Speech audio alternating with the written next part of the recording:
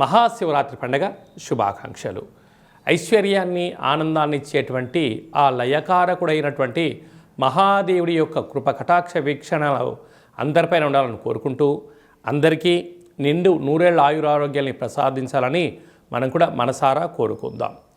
16/2/2026 నుండి 28/2/2026 వరకు ద్వాదశ రాశుల్లో గ్రహ గమనాల్ని వీక్షింపచేద్దాం.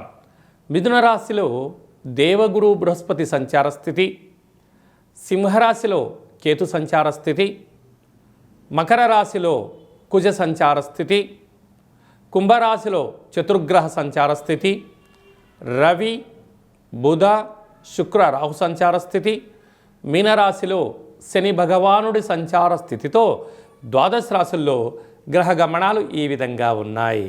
కన్యరాశి వారికి ఎప్పుడూ లేనటువంటి విధంగా 6వ స్థానంలో చతుర్గ్రహ సంచార స్థితితో ప్రారంభమయ్యి పంచమగ్రహ సంచార స్థితితో సంచారం చేయనప్పుడు గ్రహ దోషాన్ని తొలగించుకొని గ్రహ ఐశ్వర్యాన్ని ఎలా పొందాలో ఈ వీడియోలో సవివరంగా సంపూర్ణంగా తెలుసుకుందాం. కన్యరాశిలో ఏ నక్షత్రాలు వస్తాయి అనగా ఉత్తరా నక్షత్రంలోని 2, 3, 4 పాదాలు, హస్తా నక్షత్రంలోని 4 పాదాలు, చిత్తా నక్షత్రంలోని 1, 2 పాదాలు కలిపితే కన్యరాశి. రాశాధిపతి బుధ భగవానుడు. పంచమ స్థానంలో కుజ సంచార స్థితి ఉండడం వలన నూతనంగా వివాహమైన వారికి, సంతానం కావాలి అనుకుంటున్న వారికి చాలా శుభవార్తలు వింటూ విందులు వినోదాలు ఆధ్యాత్మికమైన తీర్థయాత్ర కార్యక్రమాలలో ఉన్నతమైన విజయాలు మీ సొంతమవుతాయని చెప్పి గమనించగలగాలి.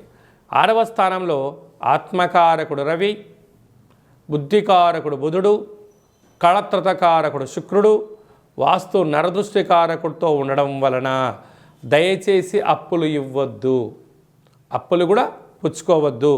మంగళవారం రోజున అమావాస్య తిథి 24వ తారీఖున అష్టమి తిథి ఎందున దూరవాయు జల ప్రయాణాలను పెట్టుకోవద్దు. వీలైనంత వరకు మౌనం, ధ్యానం, ఏకాగ్రత, ఆసనం, పారాయణం చేయడం, లలిత సహస్రనామ పారాయణం కానీ విష్ణు సహస్రనామ పారాయణాన్ని వినడం, వెంకటేశ్వర స్వామి వారికి తులసిమాలను సమర్పించడం, కుక్కకు ఆహారాన్ని ఏర్పాటు చేయడం, కాకికి నీళ్లను కానీ గింజలను కానీ వేయడం వలన సకల దోషము తొలగి అనుకుంటున్న అన్ని పనులలో విజయం మీ సొంతమవుతుంది. సప్తమంలో శని సంచార స్థితి ఉండడం వలన ప్రేమికులు చాలా జాగ్రత్తగా ఉండాలి. నమ్మకమే జీవితంగా ఉండగలగాలి. నమ్మకం లేదు, ఎవరి జీవితం వారు పొందే మానవ ప్రయత్నం చేయండి. భార్యాభర్తల మధ్య అన్యోన్యత లోపించినప్పుడు ఆధ్యాత్మికంగా ఉండగలగాలి. వీలైతే తీర్థయాత్ర దర్శనము చేయడం వలన ఆధ్యాత్మికంగా ఉండేటువంటి అవకాశాలు చాలా అధికంగా ఉంటాయి.